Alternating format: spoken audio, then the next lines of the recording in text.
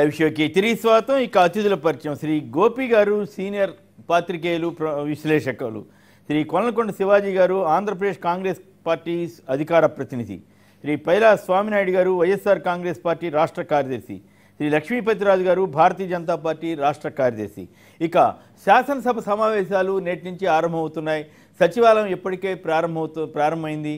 ఈ నేపథ్యంలో నిజంగానే ఆంధ్రప్రదేశ్ శాసనసభ కానీ అలాగే ఈ చరిత్రాత్మకమైనటువంటి రీతిలో వ్యవహరిస్తుందా, అంతా పద్ధతి ప్రకారమే సాగుతుందా, మరి అది సామాన్యులకి అందుబాటులోనే ఈ సచివాలయం కానీ శాసనసభ కానీ ఉన్నాయా?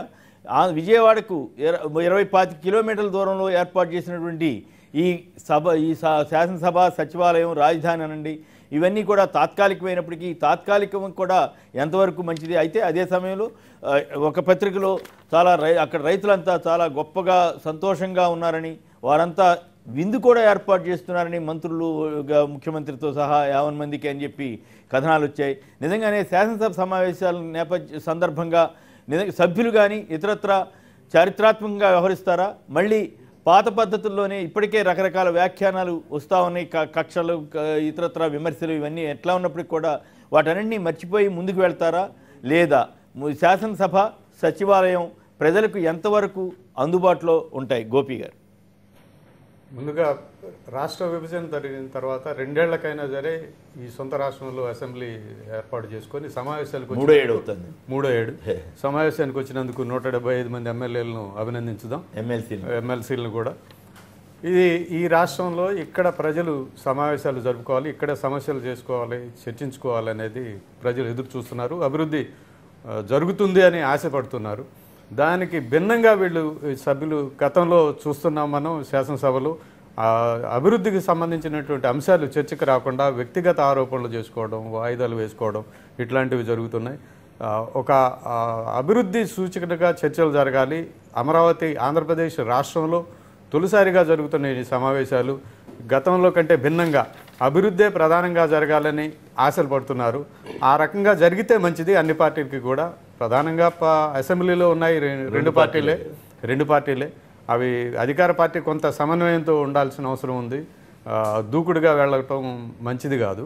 దూకుడుగా వెళుతుంది, ఎందుకో తెలియదు. మరి అధికారంలో ఉంది, మెజారిటీ ఉన్నప్పటికీ కూడాను ప్రతిపక్షాలని మాట్లాడించే ప్రయత్నాలు చేయకపోవడం, అలాంటివి సభలో ఇప్పుడైనా సరే, ఈ సభలోనైనా సొంత రాష్ట్రంలో సొంత గడ్డ మీద జరుగుతున్న సభలోనైనా అలాంటివి జరగకుండా ఉండాలని ఆశిస్తున్నారు. అయితే నిన్న నేను కూడా వెళ్ళడం జరిగిందండి, అక్కడ చూశాను. కానీ ఎక్కడో 20 కిలోమీటర్లు 10 కిలోమీటర్ల లోపల పెట్టారు చిన్న రోడ్డు. అంత దూరంలో పెట్టడం వల్ల సామాన్యుడికి నాకు అర్థమైంది ఏంటంటే, అనంతపురం లేదా విశాఖపట్నం ఏ మాటకు వస్తే ఏ జిల్లా నుంచి అయినా సరే అంత దూరం మామూలు మనుషులు వెళ్ళే పరిస్థితి లేకుండా ఎందుకు అట్లా? అదే అప్రోచ్ రేట్ లేదు. అంటే ఏమైందంటే బిల్డింగ్లు అయితే కట్టేశారు, తాత్కాలిక బిల్డింగ్లే కట్టారు. తాత్కాలికం అనడానికి కారణం ఏంటంటే అండి, నేషనల్ గ్రీన్ ట్రిబ్యునల్లో కేసు ఉంది.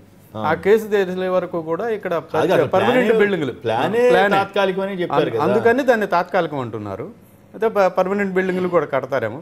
అయితే బిల్డింగ్ కట్టేసి సెక్రటరియట్ కట్టారు, అసెంబ్లీలు కట్టారు అక్కడ. అయితే అప్రోచ్ రోడ్లు వేయకుండా మర్చిపోయినట్టున్నారు. మర్చిపోవడానికి సాధ్యం కాదు. లొకేషన్ డిసడ్వాంటేజ్ ఫస్ట్ నుంచి కూడా. లొకేషన్ పంటల బండి భూములు తీసుకున్నారంటే అప్పుడు కోప్పడ్డారు. సరే, రైతులు పాపం ఇచ్చిండొచ్చు, ఇష్టంతో ఇష్టం లేకున్నాను, కొంత చాలా మంది ఇష్టంతో ఇచ్చిండొచ్చు. కానీ అసలు మరి ప్లాన్ చేసేటప్పుడు ఇటు నేషనల్ హైవేకి దగ్గర మంగళగిరి దగ్గర అక్కడ చాలా స్థలం ఖాళీగా ఉందని అంటారు. కానీ అక్కడ పెట్టకుండా అంత దూరం లోపలికి వెళ్ళటం వల్ల ఏ రకంగా ఇది ప్రజలకు ప్రయోజనం చేస్తుంది అనేది నాకు అర్థం కాదు. అంటే ప్రజలకు ప్రయోజనం, అది 6 లేన్ రోడ్డు ఒకటి ప్రతిపాదించారు. ఆ ప్రతిపాదనతో అది అప్రోచ్ వస్తుందనే ఆలోచనలో ఉన్నారు. అయితే ఏంటంటే మీరు చెప్పినట్టుగానే చెన్నై కలకత్తా హైవే ఉంది, అప్రోచ్ యాక్సెసిబిలిటీ చాలా ఈజీగా ఉంది, అక్కడ పెట్టవచ్చు. శివరామకృష్ణ కమిషన్ కూడా ఒక దశలో ఆ మంగళగిరి ఏరియాలో పెట్టుకోవటం కొంత మేరకు తప్పదు అనుకుంటే అక్కడ పెట్టుకోవచ్చు, లేదంటే వేరే ప్రాంతాల్లో పెట్టుకోవాలి, ఈ ప్రాంతం అసలు అనువు కాదు అని చెప్పింది. ఆ తర్వాత విజయవాడకు సంబంధించి school of planning architecture students, teachers కూడా శాసనసభ గవర్నమెంట్ బిల్డింగ్ భవనాలు కానీ ఇటు మంగళగిరి, నూజివీడు, ఈ విజయవాడ పరిసర ప్రాంతాల్లో చుట్టూ విస్తరిస్తే విజయవాడ నగరం మీద ఒత్తిడి ఉండదు, ఆ, ప్రశాంతంగా ఇటు ఉంటుంది. విజయవాడ నది అడ్డం ఉంది, ఇటు ఎక్స్పాండ్ అడ్డం ఉంది. ఇటు పక్క అయితే ఈజీగా ఉండేది. గన్నవరం ఎదురుగా బోల్డ్ స్థలాలు ఉన్నాయి. అన్నవరం ఉంది, ఆకిరిపల్లి ఉంది, నూజివీడు ఉంది, అంతా గవర్నమెంట్ ల్యాండ్స్ కూడా అందుబాటులో. పంటలు లేని నిరుపయోగంగా ఉండే ల్యాండ్స్ ఉన్నాయి. ఆకిరిపల్లిలో కూడా ప్రభుత్వ భూములు ఉన్నాయి. పెద్ద దూరం 10 కిలోమీటర్లు కూడా కాదు, యాక్సెస్ రోడ్స్ ఉన్నాయి. ఇప్పుడు ఏంటంటే ఇప్పుడు అమరావతికి విజయవాడ వైపు నుంచి కట్టాలంటే కనీసం 3 బ్రిడ్జిలు కట్టాల్సిన అవసరం ఉంది. 3 బ్రిడ్జిలు కట్టకపోతే మీరు అమరావతికి ఇది చేశారంట కదా, నీళ్లు తోడిపోవడానికి, వరద వస్తే నీళ్లు తోడిపోవడానికి ఇదొక కార్యక్రమం. అది కొండవీటి వాగు. కొండవీటి వాగు అది ఇది ఇది నేను ఎందుకోవటం ఏంటంటే ఇది పూర్తిగా చాలా మంది ఇంజనీర్లు కానీ వ్యవసాయదారులు కూడా వ్యతిరేకించారు. ఎందుకంటే కొండవీటి వాగు మొదలైన తర్వాత ఈ రాజధాని ప్రాంతంలోకి తాడికొండ దగ్గర ఎంటర్ అయ్యే ముందు ఆ గ్రామాలను ముంచుతూ ఇక్కడికి వస్తుంది, ఉండవల్లికి వస్తుంది. ఉండవల్లికి వచ్చిన వరదని ఎత్తి కృష్ణానదిలోకి పోయడం అంటే ఈ లోపల ఆ గ్రామాలన్నీ కూడా ముంపుకు గురవుతూ ఉంటాయి. దానికి సంబంధించి గతంలో కూడా ఇంజనీర్లు చెప్పింది ఏంటంటే ఆ లామ్ ఫామ్ దగ్గర కానీ తాడికొండ ఆ ప్రాంతంలో ఒక రిజర్వాయర్ కట్టుకుంటే ఈ వరదని ఉండవల్లి వరకు రాకుండా ఆపించవచ్చు అని. మరి ఆ ప్రయత్నం ఎందుకు చేయలేదో తెలియదు కానీ మొత్తం గ్రామాలన్నీ ముంపు, రాజధాని ప్రాంతాలు, ఇప్పుడు సెక్రటేరియట్ ఉన్న ప్రాంతం కొండవీటి వాకు వరద వస్తే సెక్రటేరియట్ ఉన్న ప్రాంతం పూర్తిగా మునిగిపోతుంది. వెలగపూడి అంతా మునిగిపోతుంది. ఈ కొండవీటి వాకు ఒక ఇదేంటంటేనండి, ప్రతి వాగు వరదలు వచ్చినప్పుడు ఆ వాగు వరదంతా పోయి నదిలో కలుస్తుంది లేదా దగ్గరలో ఉన్న చెరువులో కలుస్తుంది. కానీ వర్షాకాలంలో కృష్ణానది నీళ్లు వరద కొండవీటి వాగులోకి ఎదురెళ్తాయి, నదిలోకి వెళ్తాయి. అది చాలా పల్లవంగా ఉంటుంది, లోతట్టు ప్రాంతం. అది పూర్తిగా లోతట్టు ప్రాంతం. రాజధానిగా ఎంచుకున్న ప్రాంతం కూడా పూర్తిగా లోతట్టు. నిన్న ఒక మిత్రుడు అన్నాడు నాతో, ఎంతవరకు అది శాస్త్రీయమా కాదా అనేది నాకు తెలియదు కానీ, ఏ నదికి సౌత్ వైపు ఉన్నవి ఎక్కడ పెద్దగా అభివృద్ధి చెందలేదు, నార్త్ వైపు రాజమండ్రి ఉంది లేదా గంగా నది దగ్గర వారణాసి ఉందంట, అట్లా కొన్ని చెప్పుకుంటూ వచ్చాడు. అట్లా కూడా అవకాశం ఉంటుందా అంటే దాని టెక్నికల్గా? కానీ వీళ్ళు వాస్తు ప్రకారం అటే బెటర్ అని వీళ్ళు టెక్నికల్గా కానీ నది అడ్డం వస్తుంది కదా అని నాకు కూడా అనిపించింది. డెవలప్మెంట్ ఇప్పుడు విస్తరణ జరగదు, విస్తరణ అవకాశం లేదు, బ్రిడ్జిలు పడాలి, అనేకమైన ఇదంతా ఆల్రెడీ డెవలప్డ్ ఏరియా కదా. విజయవాడ అంటే విజయవాడ పేరు పెట్టుకుంటే అమరావతి పేరు పెట్టారు. అమరావతికి దానికి సంబంధం లేదు, మళ్ళీ అక్కడి నుంచి చాలా దూరం ఉంది. అమరావతి పాత నగరానికి దీనికి సంబంధం, రాజధానికి సంబంధం లేదు అసలు. అది ఈ రాజధాని మండలాల్లో ప్రాంతాల్లో కూడా రాదు. విజయవాడ పేరు ఇష్టం లేదు మొదటి నుంచి 53లో కూడా విజయవాడ రాకుండా అడ్డుకున్నారు. విజయవాడ పట్ల మరి పాలకులకు ఎందుకో సుముఖంగా లేరు విజయవాడ. ఓకే, శివాజీ గారు మీరేమంటారు? అసెంబ్లీ నేపథ్యంలో జరుగుతున్న పరిణామాలు కానీ ఇవన్నీ మొత్తం మీద సామాన్యుడికి అసెంబ్లీ కానీ సచివాలయం కానీ ఎంతవరకు అందుబాటులో ఉంది, ఎంతవరకు ఉపయోగం జరుగుతుంది? నేను నా మిత్రుడు ఏదో ఒక ప్రముఖ ఛానల్లో చర్చా కార్యక్రమానికి ఆ ప్రాంతానికి నేను సాయంత్రం కానీ వెళ్ళి నాతో షేర్ చేసుకున్నాడు. ఏంటి అడుగడుగునా పోలీసులు ఉన్నారు, అదేదో వాఘా సరిహద్దులో ఉన్నట్టుంది, అది చూస్తానికి కూడా ఎవరిని వెళ్ళే పరిస్థితి కనపడతలేదు అని చెప్పాడు. ఇక అసెంబ్లీ కనుక మనం పరిశీలించినట్టయితే ఈ వ్యవహార శైలి అసెంబ్లీలో ఏ విధంగా ఉండబోతుందని చెప్పి నిన్న మొన్న వచ్చిన లీకులు మనకి అర్థమవుతా ఉన్నాయి. ఏంటవి? శాసనసభ్యురాలని ఏ విధంగా అయితే మళ్ళీ కక్షాదింపు చర్యలు చేస్తూ ఉన్నారు అంటే ప్రధానమైన ఇష్యూని డైవర్ట్ చేయడం కోసం అసందర్భంగా ఇంకొక ఇష్యూని తెర మీదకి తీసుకొచ్చి అలాగా చంద్రబాబు మీద ఈ ప్రభుత్వం మీద ఫోకస్ లేకుండా చూసుకునే దానికోసం ఒక మైండ్ గేమ్ ఆడుతున్నట్టు మాకు అర్థమవుతా ఉంది. ప్రధానంగా అందరూ చూసింది ఏంటంటే ప్రధానంగా ఈ ప్రాంతంలో మనం ఇప్పుడు ఎక్కడైనా అమెరికాకు సంబంధించి ఆ వీసాల నేపథ్యంలో మన రాష్ట్రం కూడా ప్రత్యేక హోదా ఇచ్చినట్టయితే మన రాష్ట్రానికి ఆ ప్యాకేజీల వల్ల ఉపయోగం లేదు. మన ప్రాంతంలో పరిశ్రమలు వస్తాయి, ఉద్యోగాలు వస్తాయి. ఏదన్నా మనం జరగడానికి ఏదైనా జరిగితే మన ప్రాంతంలో వాళ్ళకి కూడా ఉపాధి కొట్టడానికి అవకాశం ఉంటుంది. ఆ దిశగా ఎజెండాలో చర్చ పెడతారా లేదా? అనేక మంది ఇంతకుముందు జరిగిన బడ్జెట్ సమావేశాలు ఇది 4వ బడ్జెట్ సమావేశం. మన జరిగిన సెప్టెంబర్లో 3 రోజుల సమావేశం ఏ విధంగా ఉన్నాయి, ఎంతసేపు నోరు నొక్కటం, భిన్నాభిప్రాయాలు వ్యక్తం చేయకపోవటం, నీ ఎన్నికల హామీలు ఏమవుతున్నాయి, అవి ఎంతవరకు వచ్చినాయి అని ప్రశ్నిస్తే తట్టుకోలేకపోతా ఉన్నారు. ఏదో ఒక శాసనబద్ధంగా ఒక ప్రజాస్వామ్యయుతంగా అది ఏమీ లేకుండా కూడా ఈ విధంగా వ్యవహరిస్తూ ఉన్నారు. ఏది ఏమైనా హైదరాబాద్లో ఉన్న పద్ధతిని వదులుకొని కొత్త అమరావతిలో కొత్త సాంప్రదాయాలు విలువలు ఏదైతే మహానగరం అమరావతి నగరం అంటున్నారో వీళ్ళే చెప్తా ఉన్నారు. ఎంతో చారిత్రక ప్రాధాన్యత, 1000 సంవత్సరాల చరిత్ర ఉంది, వాసిరెడ్డి వెంకటాద్రి నాయుడు అని చెప్తా ఉన్నారు. ఆ వారసత్వం వీళ్ళు కనుక పురికి పుచ్చుకుంటారో లేదో మనం ఈరోజే తేలిపోద్ది. బీఎస్సీ సమావేశంలో కానీ ఇంకోటి కానీ తేలిపోతూ ఉంటుంది. వీళ్ళు ఆ వారసత్వాన్ని పుణికి పుచ్చుకునే వాళ్ళ లేదా భిన్నాభిప్రాయాలు వ్యక్తం చేసే వాళ్ళు గొంతు నొక్కుతారా అనేది మనకు స్పష్టం అవుతుంది. ఇప్పటి వరకు ఈ బడ్జెట్ సమావేశాలు జరుగుతూ ఉన్నాయి. ఈ బడ్జెట్ సమావేశాల్లో అంతకుముందు బడ్జెట్ ప్రవేశపెట్టారు. ఆ బడ్జెట్లో ఇంత మట్టికి ఎంత ఖర్చు పెట్టాం, ఎంత మిగిలి ఉన్నాయి, ఎస్సీ ఎస్టీ సప్లానికి ఎంత కేటాయించాం, ఏదైనా ఒక శ్వేతపత్రం కానీ ఒక వివరణ పత్రం కానీ ఏదోటి రిలీజ్ చేయకుండా ఊరికి అంచనాలు పెంచుకోవటం, తన పబ్బం గడుపుకోవటం కోసమే అంటే అది ఒక యాంగిల్ అనుకోండి. ఇప్పుడు ఎమ్మెల్సీ ఎలక్షన్స్కి వాళ్ళకి 5గురినే అనౌన్స్ చేశారు. అంతవరకు ఆగుతారా లేకపోతే ఇంకోళ్ళని పెట్టే అవకాశం ఉంటుందా? 7 ఖాళీలు ఉన్నాయంటే 7కి 5 అనౌన్స్ చేశారు కదా, మళ్ళీ ఫిరాయింపుల కోసం మళ్ళీ ఏమైనా చేస్తారా? చంద్రబాబు గారు చెప్పేది ఒకటి చేసేది ఒకటి. మనం చూసినట్టయితే ప్రతిపక్ష పార్టీల నామరూపాలు లేకుండా ఆ పార్టీలోనే పార్టీ ఫిరాయింపులు చేసి ఏదో ఒక విధంగా తన బలాన్ని పెంచుకునే దానికోసం చేస్తూ ఉన్నాడు. గతంలో 21 మంది శాసనసభ్యులు తీసుకున్నప్పుడు ఇంత మట్టికి ఎటువంటి తీర్పు కూడా రాని వైలెన్స్ కనపడతా ఉంది. వీళ్ళు ఎంతసేపు వాళ్ళకు సంబంధించిన వాళ్ళని భయపెట్టో ప్రతిపక్ష శాసనసభ్యులు ఇప్పుడు కాదు, ఈసారి లోకేష్ గారు కూడా ఉన్నాడు కాబట్టి కొంచెం ఈ ఎక్స్ట్రా వేయకుండా ఎక్స్ట్రా ఇంకోళ్ళని పెట్టకుండా రిస్క్ తీసుకోకుండా ఉంటారా, లేకపోతే అయినా సరే రిస్క్ తీసుకుంటారా అనేది నాకు డౌట్. ఎందుకంటే ఫిరాయింపుదారులను కూడా వాడుకోవడానికి వీలుగా ఏమైనా చేస్తారా అనేది నాకు గతంలో కూడా పత్రికలో రాసింది, ఇంకా తేలలేదు. గతంలో కూడా రాజ్యసభ ఎన్నికలు జరిగినప్పుడు కూడా ఎక్స్ట్రా పెడతానికి ప్రయత్నం చేశారు.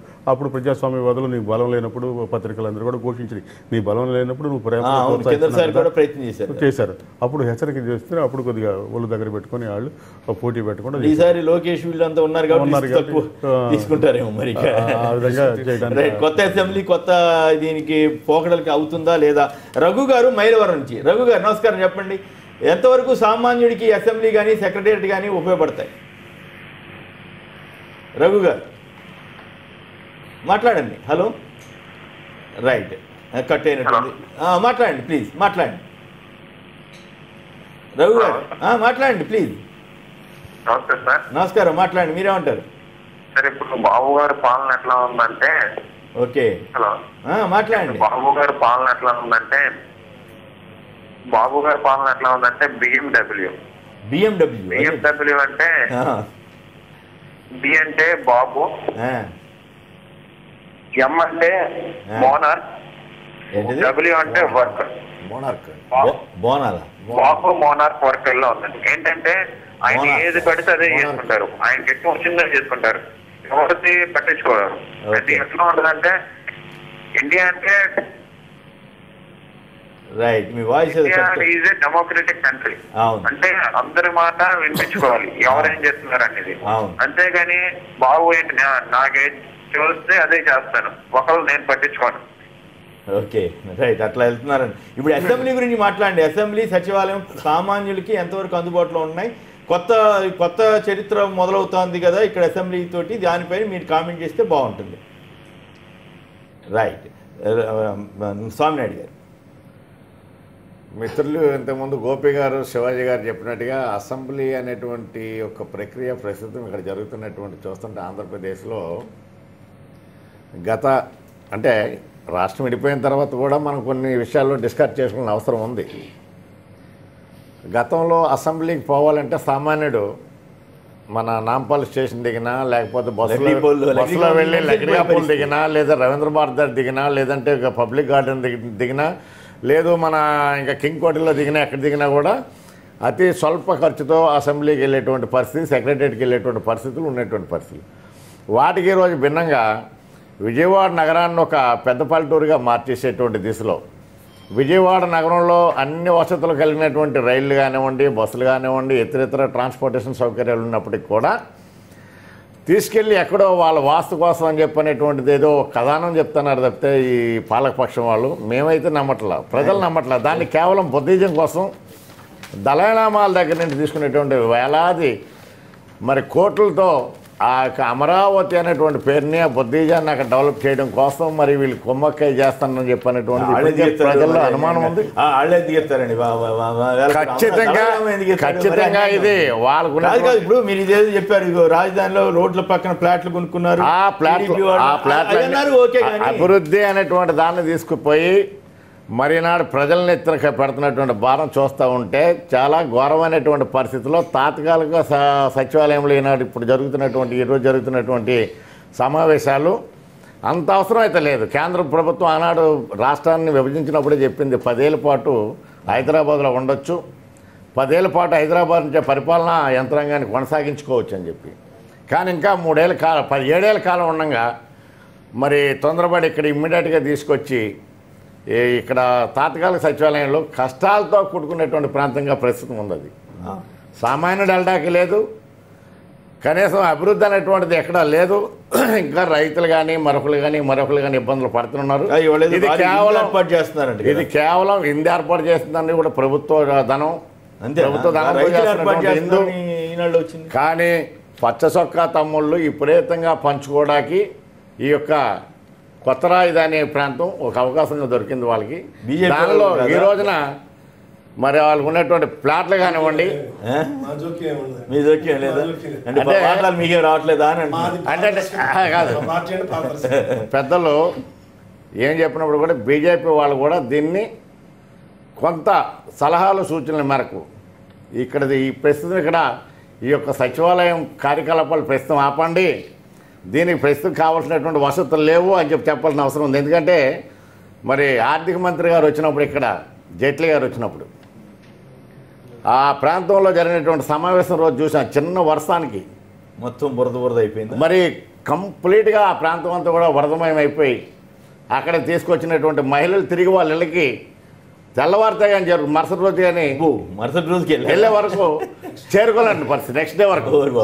ఈ రకమైనటువంటి పరిస్థితుల్లో ఈ ప్రాంతం ఇక్కడ అవసరం లేదు, మీరు కొన్నాళ్ళ పాటు డెవలప్ చేయండి, డెవలప్ అయ్యే వరకు మీరు అక్కడ అన్ని బిల్డింగ్లు వదిలేసుకుని వచ్చేసారు కదా, ఇంక ఇప్పుడు వెనక్కి వెళ్ళడానికి కూడా లేదు. కాదు ఇక్కడ పాలన రావడం మంచిదే కానీ సెలక్షన్ ఆఫ్ ది సలహాలు సూచనలు ఇవ్వాలి. త్వరితగతిన అభివృద్ధి చెందడానికి కావాల్సినటువంటి ప్రణాళికలు కూడా కేంద్రం తెప్పించుకొని ఈ గవర్నమెంట్ నుంచి దానికి అప్పుడే వీళ్ళు కేంద్ర గవర్నమెంట్ నుంచి రావాల్సినటువంటి నిధులు కూడా ఇచ్చి దాని మీద కేంద్ర గవర్నమెంట్ కూడా ప్రస్తుతం ఒక సూపర్వైజింగ్ చేయాల్సినటువంటి అవసరం. అంటే నిజంగానే అవకతవకలు జరుగుతున్నాయా? టీడీపీ నేతలు ఇవ్వన్నారు, ప్లాట్ లేదు, అసలు అవకతవకలు లేనటువంటి ప్రస్తుత రాజధాని లేదు. ఓకే, రాజధాని ప్రాంతం అంతా అవకతవకలతో పూర్తిగా మరి దాన్ని ఏమంటారు, ఒక బురదమయమైపోయి కూర్చుంది. అక్కడ బురదమయమైపోయింది, అవినీతి, మామూలు బురద, అవినీతి దేశం వాళ్ళకి ఆత్మాభిమానం ఉంటే ఖచ్చితంగా దాన్ని అంగీకరించాల్సిన అవసరం ఉంది. ఈనాడు ప్రతిపక్ష నాయకుడిగా జగన్మోహన్ రెడ్డి గారు ఏది చెప్పినా కూడా ఇక్కడ రాజధాని రావడం ఆయనకి ఇష్టం లేదని చెప్పినటువంటి నెపంతో మాట్లాడుతున్నారు. కానీ అక్కడ రాజధానిగా రావద్దని జగన్మోహన్ రెడ్డి గారు ఎప్పుడు చెప్పలే. జగన్మోహన్ రెడ్డి గారు ప్రజల పక్షాన పారదర్శకంగా మీరు పరిపాలన చేయండి, పారదర్శకంగా మీరు ప్రజల్ని పూర్తిగా మరి పరిగణలో తీసుకొని మీరు ఏ ప్రాంతంలో సరే ఆ భూములు లాక్కునే విధానం కానీ మరొకటి కానీ రైతుల్ని ప్రజల్ని ఇబ్బందికరమైన లేనటువంటి పరిపాలన మీరు చేయండి, మేము సహకరిస్తామని చెప్పి జగన్మోహన్ రెడ్డి గారు కూడా, అలాగే వైఎస్ఆర్ కాంగ్రెస్ పార్టీ కూడా ఎప్పటికీ చెప్తూనే ఉంది. కానీ ప్రతిపక్షం అనేటువంటి పదం వినబడకూడదు చంద్రబాబు నాయుడు గారికి, ప్రతిపక్షాలు మాట్లాడకూడదు చంద్రబాబు నాయుడు గారికి. మరి ఈనాడు రోజా గారి మీద జరుగుతున్నటువంటి పరిస్థితి చూస్తూ ఉంటే ఎంత ఘోరమైనటువంటి పరిస్థితి.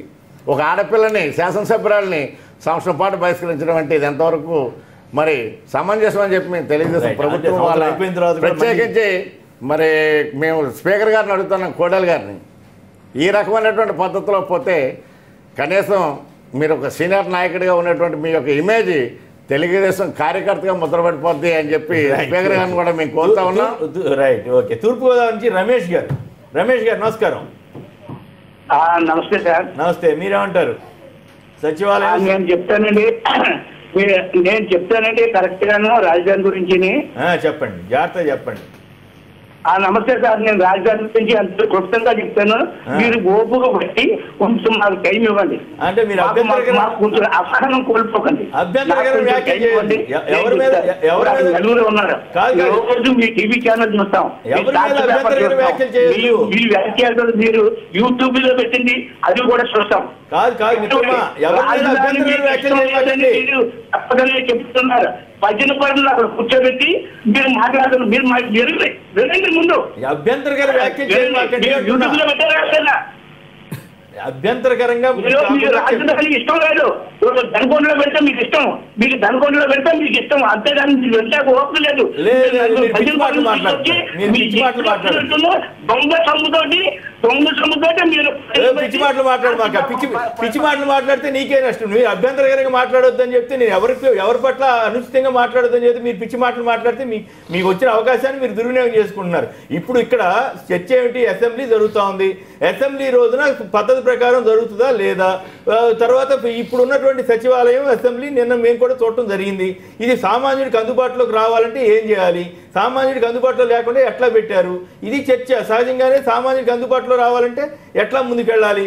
కానీ మీరు జరిగే వాటిని వదిలేసి పిచ్చి మాటలు మాట్లాడితే మీ కర్మది. రైట్, రాజు గారు మీరేమంటారు?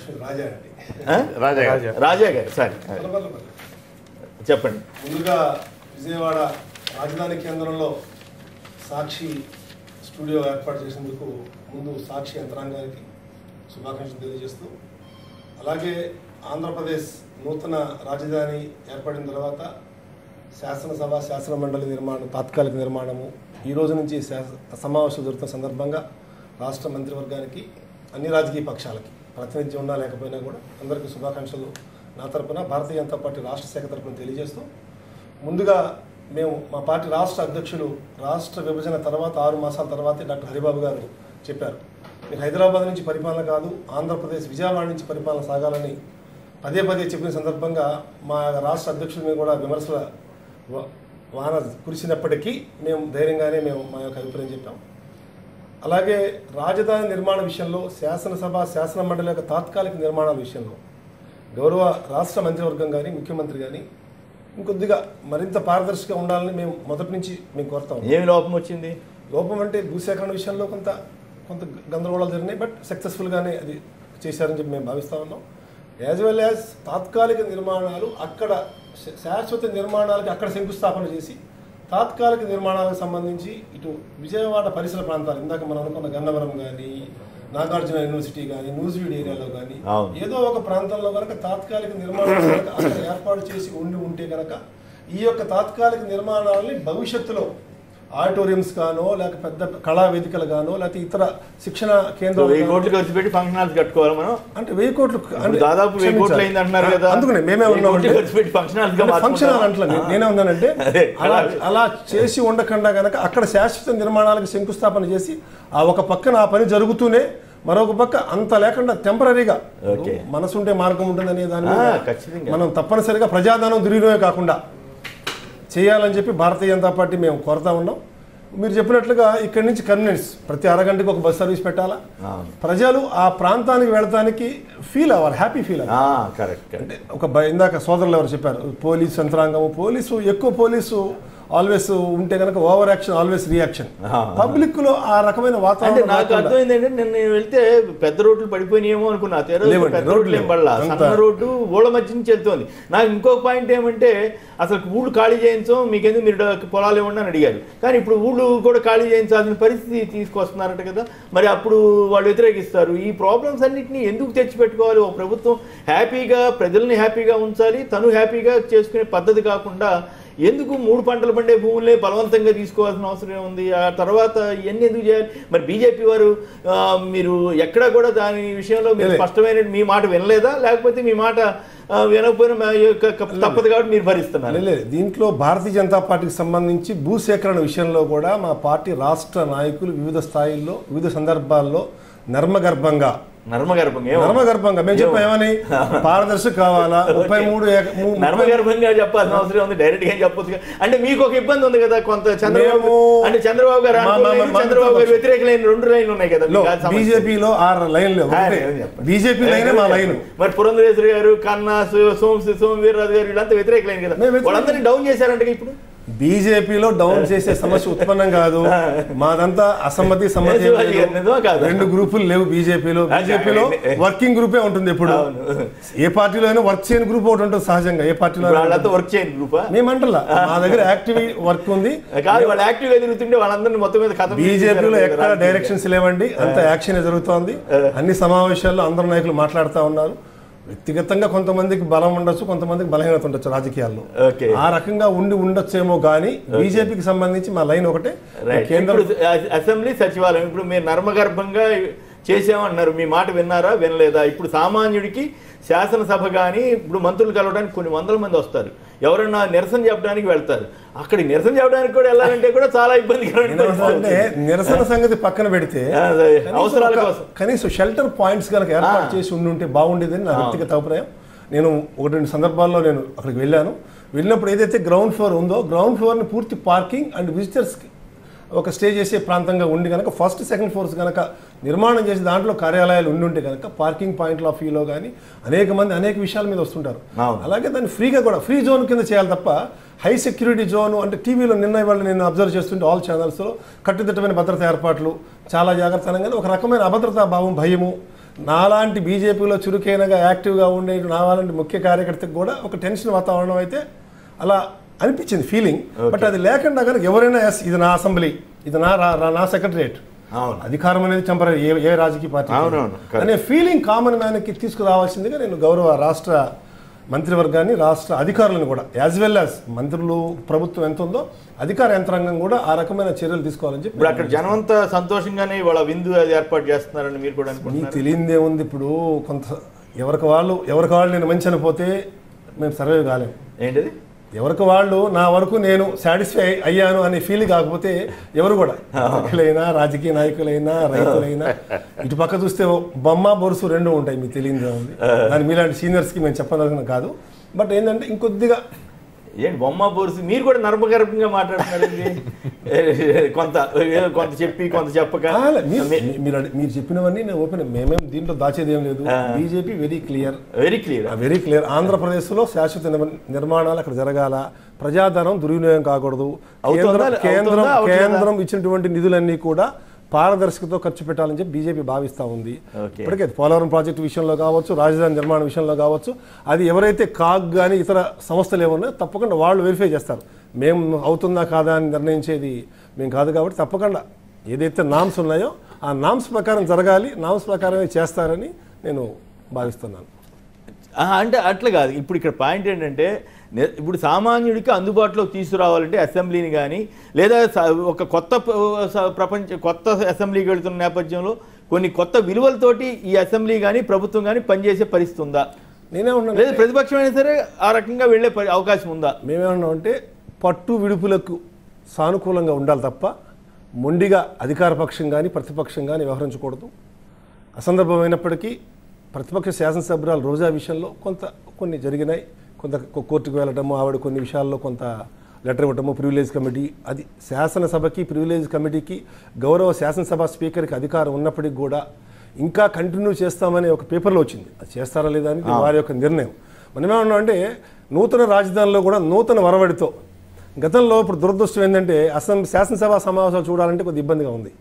గతంలో రాజశేఖర రెడ్డి గారు ముఖ్యమంత్రి, చంద్రబాబు నాయుడు గారు ప్రతిపక్ష నాయకుడు, లేదు చంద్రబాబు నాయుడు గారు ముఖ్యమంత్రి, రాజశేఖర రెడ్డి గారు ప్రతిపక్ష నాయకుడు ఉన్న సందర్భంగా అది గంభీర వాతావరణం ఉండేది, ఆనందంగా ఉండేది. చూడముచ్చటగా శాసనసభ కొంత ఇబ్బందులు ఉండేవి కూడా. ఎంత సీరియస్నెస్ ఉన్నా కూడా కొన్ని ముసిముసి నవ్వులతో నవ్వించినా కవ్వించినా ఆ అధికార ప్రతిపక్ష నాయకులకి ఆ రోజు చెల్లింది. ఇప్పుడు లేదా ఇవాళ ఆ వాతావరణం లేదనిపిస్తుంది. ఎందుకని? అంటే ఎవరి వైపు ఎంత తప్పు ఉందంటారు? ఎవరి వైపు అంటే రెండు వైపులా ఉండాలా. దురదృష్టం ఏంటంటే రాష్ట్ర శాసనసభలో కానీ ఆంధ్రప్రదేశ్ విడిపోయిన తర్వాత కానీ ఒక పెద్ద మనిషి తరహా పాత్ర పోషించే కొంతమంది లేని లోటు కనిపిస్తా ఉంది. ఎవరు పోషించాలి, ఎవరు లేరు రాజకీయ పక్షాల్లో కూడా. అవును, అంటే అప్పుడు అందరికంటే సీనియర్ చంద్రబాబు గారే యాక్చువల్గా. మరి ఆయన పెద్ద మనిషి తరహాగా ఉన్నాడా లేదా అని వాస్తవ పరిస్థితులు మనం చూస్తూ ఉన్నాం. మా మిత్రపక్షం మేము అంతకంటే ఎక్కువ మేము ఆ గౌరవాన్ని విడిచి మేము మాట్లాడకూడదు, మాట్లాడాలి. మేము ఏమన్నామంటే ఓపెన్గా మేము అడుగుతున్నాం, తప్పనిసరిగా గౌరవ ముఖ్యమంత్రి కూడా ఒకవేళ చంద్రబాబు గారు పెద్ద మనిషి తరహాగా వ్యవహరిస్తున్నారా లేదా? ఇప్పుడు ఈ అసెంబ్లీలో ఏమైందంటే అండి, అనుభవం ఉన్న వ్యక్తులంతా అధికార పార్టీలో ఉన్నారు. ప్రతిపక్షంలో కొంత అనుభవం రాజకీయంగా కొత్తగా గెలిచిన వాళ్ళు మొదటిసారి వచ్చిన వాళ్ళు ఉన్నారు. ఈ రెండు మధ్యలో పొంతన కుదరడం లేదు, పట్టు విడుపులకు వెళ్ళే పరిస్థితి రావడం లేదు. ఒకే పద్ధతిలో ఏకదాటిగా వెళ్తున్న పద్ధతి ఉంది అధికార పక్షం. గతంలో ఏంటంటే ఇలాంటి ప్రతిపక్షం పాలకపక్షం మధ్య ఏదైనా తేడాలు వచ్చినప్పుడు ఇతర పార్టీలు ఉండే, కమ్యూనిస్ట్ పార్టీల సభ్యులు ఉండేవాళ్ళు, లేకపోతే బీజేపీ సభ్యులు ఉండేవాళ్ళు. మిగిలిన సభ్యులు వాళ్ళు కూర్చొని మాట్లాడి అసెంబ్లీ బయట కూర్చోబెట్టి స్పీకర్ ఛాంబర్లో కూర్చొని మాట్లాడి ఓ సమస్యను ఒక దారి తీసుకొచ్చేవాళ్ళు.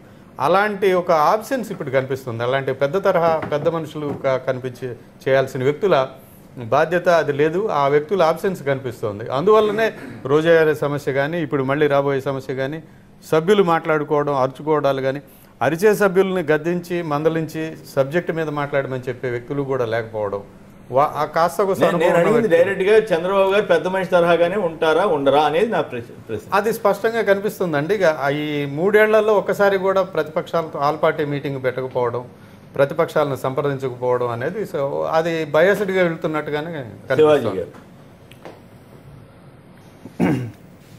రాజధాని నిర్మాణం అప్పుడులో కానీ మోడీ గారు వచ్చినప్పుడు కానీ రకరకాల సందర్భంలో కానీ ఎక్కడ కూడా ఒక్క నిమిషం మీరు మాట్లాడదు కానీ మల్లారెడ్డి గారు ప్రకాశం జిల్లా నుంచి లేని ఉన్నారు. మల్లారెడ్డి గారు నమస్కారం, మాట్లాడండి. నమస్తే, మాట్లాడండి మాట్లాడండి మాట్లాడండి మాట్లాడండి. మీ టీవీ వింటూ మాట్లాడకూడదు దయచేసి. నమస్కారం అండి. నమస్కారం. నేను నా ఒపీనియన్ అండి. హలో, మాట్లాడండి. వీళ్ళు అసెంబ్లీ జగన్ వాళ్ళు అసెంబ్లీకి పోవడం వేస్తాడండి అనుకోవటం. అది జనం అసెంబ్లీకి వెళ్ళటమే వేస్ట్, అదేం అన్యాయం. అంటే వాళ్ళ పాయింట్ బట్టి స్కోర్ అసలు ఏంది వేస్ట్ కదండి, వెళ్ళటం వేస్తండి. వాళ్ళ తిట్లు తింటాం తప్ప ఏంటది వేస్తండి. ఇది వేస్టా? అట్లా మరి రైతుల గురించి కానీ ఎవరి గురించి కానీ వాళ్ళు జగన్ చెప్పినా కానీ వాళ్ళు పట్టించుకోరు, వేస్తండి. అంతేనా? మరి అంత నిరాశపడమాకండి. వ్యవస్థల్లో కొన్ని లోపాలు వస్తుంటాయి, నడుస్తూ ఉంటాయి. మరీ నిరాశ కాకుండా వాటిని ఎట్లా సవరించుకోవాలి, ఎట్లా ఎదుర్కోవాలి అనే దాని మీదే మనం ఆలోచిస్తే బాగుంటుంది. శివాజీ గారు, ముఖ్యమంత్రి గారి వైఖరి కనుక చూసినట్టయితే రాజధాని శంకుస్థాపన విషయంలో కానీ అనేక సందర్భాల్లో కానీ ఎక్కడ కూడా ప్రతిపక్ష నాయకుడిని పిలిచి ఆహ్వానించడం కానీ మంచి కానీ చెడ్డ కానీ లేదు. మన రాష్ట్రానికి సంబంధించిన ప్రధానమైన అంశం ఏంటంటే ప్రత్యేక హోదా. ప్రత్యేక హోదాలో ఆల్ పార్టీ అసెంబ్లీలో ప్రాతినిధ్యం ఉన్న పార్టీలు, బయట రాజకీయ పార్టీలు తీసుకొని కేంద్ర మంత్రివర్గం దగ్గరికి మోడీ గారి దగ్గర ఒక డెలిగేషన్ వెళ్దామని చెప్పి కూడా ఆయన వ్యవహరించలేదు. అంతా ఏకపక్షంగా నేను 31 సార్లు వెళ్ళాను, నేను మాట్లాడుతున్నాను, నేను తెస్తాను అని చెప్తా ఉన్నాడు తప్ప ఎంతసేపు అసెంబ్లీలో ప్రతిపక్షాలని, ఆంధ్రప్రదేశ్లో రాజకీయ పక్షాలని క్రష్ చేసే ఉద్దేశంతోనే ముఖ్యమంత్రి గారు వాళ్ళ పార్టీ వ్యవహరిస్తున్నారు తప్ప ఆ విధంగా ఎక్కడ కూడా ఒక పెద్ద మనిషి తరగగా ఒక ప్రాజెక్టుల విషయంలో కేంద్రంలో ఏదైనా ఇబ్బందులు పెడుతున్నా చర్చించుకోవటం, మంచి చెడ్డ ఒక టీ పార్టీ గవర్నర్ దగ్గరికి వెళ్ళటం అటువంటి ఏమీ కనపడతలా. ఇంత పక్క రాష్ట్రాలకు సంబంధించి మనకు వచ్చిన ఇబ్బందులు ఇవన్నీ కూడా ఎవరిని కూడా ప్రతిపక్షాలని, రాజకీయ పక్షాలని కన్సిడర్లోకి తీసుకోకుండా ఏకపక్షంగా నేను 10 సంవత్సరాలు ముఖ్యమంత్రిని, 10 సంవత్సరాలు అపోజిషన్లో ఉన్నాను, నాకెవరు చెప్పేది లేదు, నాకు అన్నీ తెలుసు అంటూ కథం వాళ్ళందరినీ చిన్న చూపు చూస్తూ ఉన్నారు. అది ఈ అమరావతి నగరం కొత్త రాజధానిలో ఆ విధంగా వ్యవహరించకుండా పద్ధతిగా పెద్ద మనిషికి నిజంగా పెద్ద మనిషిగా వ్యవహరించమంటారు. రైట్. శారద గారు లైన్ లో ఉన్నారు. శారద గారు నమస్కారం అమ్మా, మాట్లాడండి. నమస్తే అండి. నమస్తే, మాట్లాడండి. అక్కడ విజయవాడలో పరిస్థితి చూస్తుంటే ఏం వెళ్ళేటట్టు ఏం లేదండి. ఏమంటారు? ఏం లేదు, ఏం జరిగేటట్టు ఏం కనిపించట్లేదు. ఏమి నేను జగన్మోహన్ రెడ్డి మీద ఆయన చేసిన వ్యాఖ్యలు ఈ అంతా చూస్తుంటే మళ్ళీ యుద్ధమేనా? యుద్ధం కట్టేస్తే 14 రోజులు అయిపోతుంది అంతే. ఎవరింటికి వాళ్ళ ఇంటికి ఏ ఇష్యూ డైవర్ట్ చేయాలంటే ఏదో గొడవ పెడితే అయిపోయాయి, మొత్తం అంతా గందరగోళం అయిపోద్ది అంటారా? అంతే అంతే, ఇంకంతకన్నా ఏం లేదండి. వాళ్ళు సీతయ్య ఎవరి మాట వినరని సినిమా, అలాగే చంద్రయ్య ఎవరి మాట వినరు. చంద్రయ్య గారి అంతకన్నా జరిగేది ఏం పెద్దగా ఏం కనిపించట్లేదు. చాలా మరీ దారుణం అయిపోయింది. వన్ మ్యాన్ షో పెద్ద అంటే ఇప్పుడే చర్చ చంద్రబాబు పెద్ద మనసుతో వ్యవహరిస్తాడా లేదా అన్నదే చర్చ. ఏం కనిపించట్లేదు, మరీ దారుణం అయిపోయింది పరిస్థితి. ఓకే, రైట్ అండి. చంద్రబాబు పెద్ద మనిషితో అంటే చంద్రబాబు నాయుడు గారు ముఖ్యమంత్రిగా పెద్ద మనిషిగా వ్యవహరించినటువంటి బాధ్యత ఆయనకి ఎంతన్నా అవసరం. కానీ చంద్రబాబు నాయుడు గారికి ఎందుకో ఈ మధ్యకాలంలో జగన్ గారి యొక్క నాయకత్వం ప్రజల్లోకి పోతా ఉండకూడదు. ప్రజల్లో జగన్ గారి పట్ల, వైఎస్ఆర్ కాంగ్రెస్ పట్ల వస్తున్నటువంటి ఒక మంచి అనుకూలమైనటువంటి వాతావరణాన్ని చూస్తూ ప్రతిరోజు ఇంటెలిజెన్స్ రిపోర్ట్ కానివ్వండి, లేకపోతే టీవీల ద్వారా చూడడం కానివ్వండి, పేపర్లు చదవడం కానివ్వండి, లేకపోతే వాళ్ళ మిత్రులు చెప్పిన వినడం కానివ్వండి, ప్రతిరోజు చంద్రబాబు నాయుడు గారు ఒక రకమైనటువంటి భయానికి గురైనటువంటి ముఖ్యమంత్రిగా కనబడతా ఉన్నారు. భయానికి గురవుతున్నాడు. ప్రతిపక్షం ముందంజలో ఉంది, ప్రతిపక్ష నాయకుడు ముందుకు పోతా ఉన్నాడు, ప్రతి విషయాన్ని ప్రతిపక్ష నాయకుడు స్పందిస్తూ ఉన్నాడు, ప్రజల్లో మన్నలు పొందుతూ ఉన్నాడని చెప్పినటువంటి ఒక ఆలోచన ఆయనలో ఉందని చెప్పడానికి కారణం నిన్న నందిగామ జరిగినటువంటి బస్ ప్రమాదం. ఓకే, నది అవతల రాజధాని ఉంది, నది అవతల బస్ ప్రమాదం జరిగింది. ముఖ్యమంత్రి గారు ప్రతి చిన్న విషయానికి హెలికాప్టర్ వేసుకొని 10 కిలోమీటర్లు సైతం వెళ్ళేటువంటి ముఖ్యమంత్రిగా ఈనాడు పేరు పొందినటువంటి వ్యక్తి చంద్రబాబు నాయుడు గారు. ఆ రకమైనటువంటి వ్యక్తి 11 మంది ప్రాణాలు పోయి 40 మంది వరకు ఏమో మరి క్షేత్రఘాతులు వాళ్ళ హాస్పిటల్లో ఉన్నటువంటి పరిస్థితి ఉంటే ఇప్పుడు ఈ జిల్లాలో ఉన్నటువంటి మంత్రి దేవినేని ఉమామహేశ్వరరావు మొన్నటి వరకు వాళ్ళ అన్నయ్య ఆయన కూడా అక్కడ నియోజకవర్గంలో నాయకత్వం వహించినటువంటి వాళ్ళు జిల్లా మంత్రి వాళ్ళు పోలా కడకి ఈ మరి కేసినేని నాని ఒక బస్ ఆపరేటర్ ఆయన ఎంపీ ఆయన పరిధిలో జరిగినటువంటి ఎంపీ పరిధిలో జరిగినటువంటి యొక్క ఘటన ఆయన కూడా పోలేదు కడకి ఒక ఆయన శాసనసభ్యుడు ఆ పార్లమెంట్ సభ్యుడికి సంబంధించినటువంటి దివాకర్ రావుకి సంబంధించినటువంటి జేసీ దివాకర్ రెడ్డి గారు జేసీ ప్రభాకర్ రెడ్డి గారు బస్సు అని చెప్పినటువంటి దాని మీద 11 మంది ప్రాణాలు పోయినా కూడా ఈ ముఖ్యమంత్రికి ఆ మంత్రులకి ఆ శాసనసభ్యులకి ఆ పార్లమెంట్ సభ్యులకి పట్ల పెద్ద మనిషి ఎక్కడో హైదరాబాద్లో లేకపోతే మరే ఇతర కార్యక్రమంలో ఉన్నటువంటి ప్రతిపక్ష నాయకుడు జగన్మోహన్ రెడ్డి గారు హఠావుటిన గంటల వ్యవధిలో వచ్చి అక్కడ జరుగుతున్నటువంటి పరిస్థితిని వాళ్ళకి ఓదార్చి వాళ్ళు పరామర్శించి మరి దీనికి కావాల్సినటువంటి బస్సుకి ఫిట్నెస్ సరిగా ఉందా లేదా, ఇన్సూరెన్స్ ఉందా లేదా, డ్రైవర్ లైసెన్స్ కరెక్ట్గా ఉందా లేదా, మరి ఇన్ని రకాల పరిస్థితుల్లో ఇవన్నీ కూడా కరెక్ట్గా ఉంటాయి తప్ప చనిపోయినటువంటి వాడికి ఇన్సూరెన్స్ కంపెనీ వాళ్ళు డబ్బులు ఇవ్వరు. వీటన్నిటి మీద ప్రతిపక్ష నాయకుడిగా ఆయన చేసినటువంటి ఒక దాని మీద నిన్న జేసీ ప్రభాకర్ రెడ్డి జగన్ గారితో మాట్లాడేటువంటి మాట్లాడిన సభ్య సమాజం తలదించుకుంటా ఉంది. చంద్రబాబు నాయుడు గారు ఆ రకంగానే ఈనాడు ఉన్నటువంటి సభాపతి కోడేల శివప్రసాద్ గారు ఖచ్చితంగా దీని మీద స్పందించాలి. చిత్తశుద్ధి ఉంటే చంద్రబాబు నాయుడు గారు ప్రభాకర్ రెడ్డిని సస్పెండ్ చేయాలి శాసనసభ్యుడిగా. మరి నేను తెలుగుదేశం కార్యకర్తను కాదు నికర్స్ అనేటువంటి సభాపతిని అని చెప్పినటువంటి పరిస్థితి మరి కోడెల శివప్రసాద్ గారు అనిపించుకోవాలంటే ఆయన ఈనాడు అసెంబ్లీకి రాకుండా ఆపాల్సినటువంటి పరిస్థితి ఉంది. ఇది ప్రజల అభిప్రాయం, మా అభిప్రాయం కాదు. ఇది ఈ ప్రజాభిప్రాయాన్ని కూడా వాళ్ళు మరి మన్నించలేనటువంటి వ్యక్తులు, ప్రజాభిప్రాయాన్ని గౌరవించలేని వ్యక్తులు. మంచివాడు చంద్రబాబు నాయుడు గారు, మనసున్నటువంటి చంద్రబాబు నాయుడు గారు ఎలా అవుతారని చెప్పి ప్రతిపక్షం తగ్గాలి, ప్రతిపక్షం పెరగకూడదు. పార్టీలో కలిసినటువంటి వాళ్ళు జగ్గైపేట. ఒక్క నిమిషం దానయ్య గారు నమస్కారం, మాట్లాడండి. నమస్తే మాట్లాడండి. నమస్కారం మాట్లాడండి ప్లీజ్ సార్. కొల్లకొండ శివాజీ గారు మాట్లాడుతున్నారు. ఇప్పుడు కాంగ్రెస్ పార్టీ కదా రాష్ట్రాన్ని విడగొట్టింది. అయినప్పుడు కాంగ్రెస్ పార్టీ ఇక్కడ ఉన్నటువంటి ఒక రాజధాని ఏది ఆలోచించుకుంటే విడగొట్టింది. విడగొట్టినప్పుడు మనకు ఒక 13 జిల్లాలో ఇది ఒక రాష్ట్రం ఏర్పడ్డది. రాష్ట్ర ముఖ్యమంత్రి అనుకున్న వ్యక్తి ఇక్కడ నుండి పరిపాలన చేయడం రాష్ట్రం కానీ ఎక్కడో ఉండి హైదరాబాద్ నుండి పరిపాలన చేయడం అనేది రాష్ట్ర ప్రజలకు అందుబాటులో లేని పరిస్థితి ఉంది. కాబట్టి ఇక్కడికి వచ్చి అసెంబ్లీని నిర్మాణం చేయడం జరిగింది. అసెంబ్లీ కూడా భవిష్యత్తులో ఒకసారి రాజధాని కాగానే అన్ని సౌకర్యాలు రావు సార్. భవిష్యత్తులో కొంత ఏదైనా సరే మనకి విద్య నిర్మాణం ప్రజలకు అందుబాటులోకి వస్తుంది. అలాగనే రాష్ట్రంలో అనేక సమస్యలతో ఉన్నారు కాబట్టి ఇక్కడ నుంచి పరిపాలన చేయడం అనేది కరెక్ట్ అయిన విషయం సార్. మంచిదే. కాదు ఒక్క నిమిషం దానయ్య గారు మీరు చెప్పింది అక్షర సత్యం, వాస్తవం కూడా. అది ఎప్పుడు చేయాలా?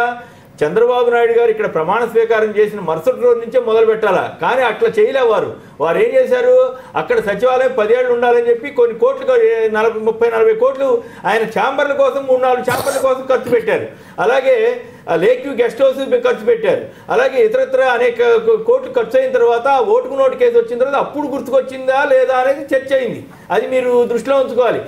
అంతేకాకుండా ఇక్కడ పాయింట్ ఏంటి, ఇక్కడ నుంచి 20 కిలోమీటర్ల దూరం లోపల కంటే కూడా ఈ దగ్గరలో ఈ నాగార్జున నగరో లేకపోతే మంగళగిరో ఇట్లాంటి చోట్ల పెట్టుంటే ఇంకా సామాన్యుడు ఎవరైనా రావాలంటే ఎంత దూరం వెళ్ళి జగ్గైపేట నుంచి మీరే రావాలి.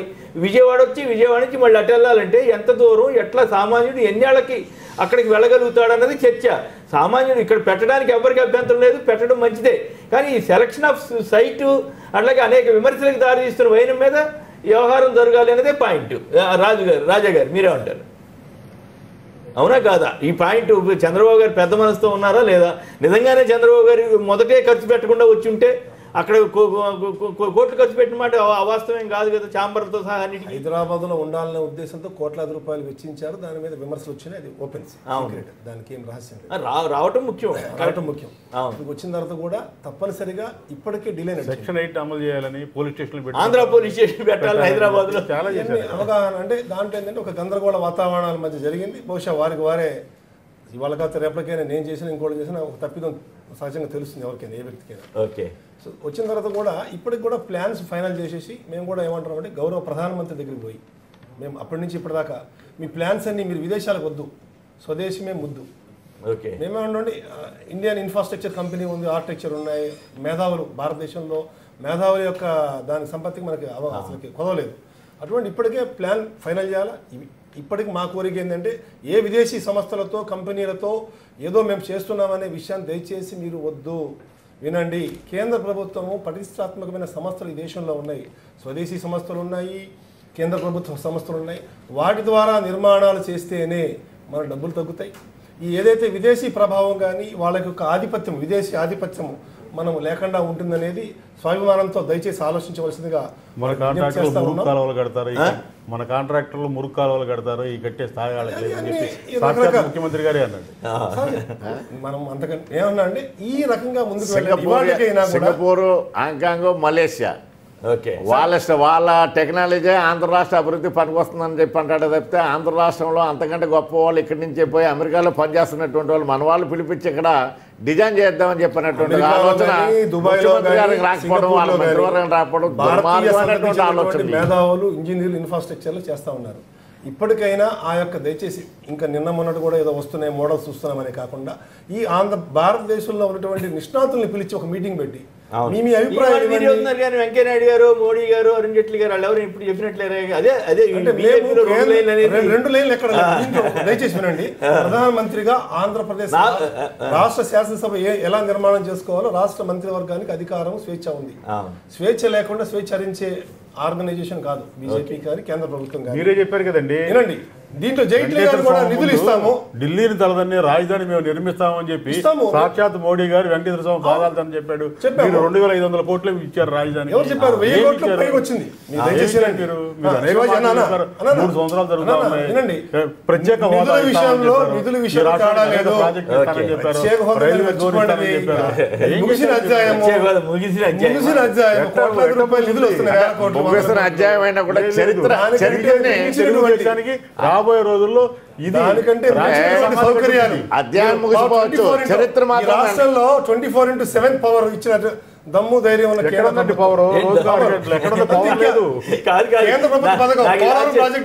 విభజన తర్వాత ఆంధ్రప్రదేశ్ వచ్చిన ప్రధానమైన అడ్వాంటేజ్ ఏంటంటే కరెంటు మిగులు రాష్ట్రం. మీరు కొత్తగా ఇచ్చింది ఏంటి నాకేం అర్థం కాదు. తెలంగాణలో కొరత ఉంటే అక్కడ కొరత చేశాడు ఆయన. హైదరాబాద్ నేను 25 ఏళ్ళుగా హైదరాబాద్ లో ఉన్నాను. హైదరాబాద్ కరెంటు కొరత లేని సంవత్సరం ఉండేది కదా, అట్లాంటి అక్కడ ఇక్కడేమో సర్ప్లస్ ఉండేది అంతా మీకు అర్థం చెబుతారు. కేసీఆర్ గా 24/7 ఈ 3 రాష్ట్రాలకు దేశంలో ఉదయ్ స్కీమ్ అనేది పెట్టారు, అది వేరే విషయం. స్కీమ్ లో వచ్చినటువంటి రాష్ట్రం తప్ప ఇది ఘనత. అప్పటికే సర్ప్లస్ స్టేటా కాదా మీరు తెలుసండి? సర్ప్లస్ స్టేట్ అంతమంది పవర్ ఇవ్వాలిగా. ఎవరు అంత కాదు, విభజన తర్వాత సర్ప్లసా కాదా?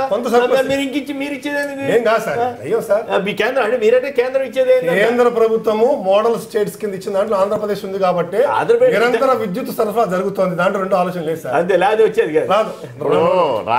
రాజా గారు చెప్పిన దానిలో గత అని చెప్తున్నారు, కానీ గతంలో మాట్లాడుకునే కూడా కొన్ని మనం అమలు చేసినటువంటి అవసరం ఉంది.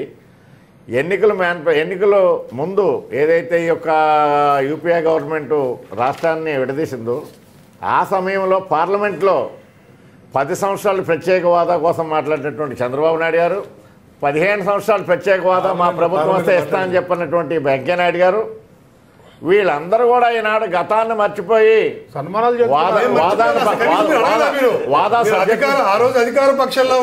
సబ్జెక్ట్ పక్కన పడేసి వాదా వద్దు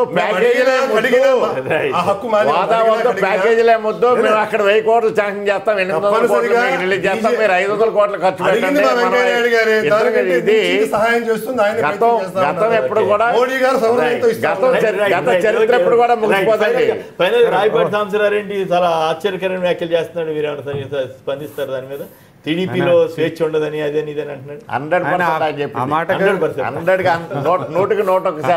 ఆ మాటకు సంబంధించి ఆయన వెన్నుకున్న వేదిక కూడా కులపరమైన వేదిక, సామాజిక వర్గానికి సంబంధించిన వేదిక. ఆ వేదికలో మరి పార్టీకి సంబంధించి తను జూనియర్ని చెప్పుకుంటూనే కొంత లేదు, స్వేచ్ఛగా మాట్లాడే హక్కు లేదు అని చెప్పిన ఒక అంటే అనుభవం ఉన్నటువంటి రాజకీయ నాయకుడు రాయపాటి సాంబశివరావు. పార్టీలో తెలుగుదేశం పార్టీలో కొత్త అయినప్పటికీ కూడా అలాంటి నాయకుడు ఎంపీ స్థానంలో ఉండి పార్టీలో అంతర్గత స్వేచ్ఛ లేదు అన్నప్పుడు అది ఖచ్చితంగా మేమేంటంటే రాయపాటి సాంబశివరావు అంటే గౌరవమైనటువంటి వ్యక్తి, గౌరవపదం సీనియర్ పార్లమెంటరీ.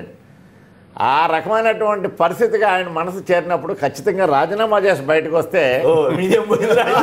రాయపాటి సాంబశివరావు గారి గౌరవం పెరుగుద్దా బాగా. సహజంగానే ప్రాంతీయ పార్టీల్లో స్వేచ్ఛాయుత వాతావరణం ఉంటుందని బీజేపీలో మాత్రం ఉందంట. బీజేపీలో ఉంది, జాతీయ పార్టీలకి వేరు, కాంగ్రెస్ లో కూడా జాతీయ పార్టీ కాదు. ఒకప్పుడు ఉండేది కానీ మోడీ గారి నాయకత్వంలో డౌట్ వస్తుంది. అంతర్గత సమావేశాల్లో స్వేచ్ఛాయుత వాతావరణం రైట్.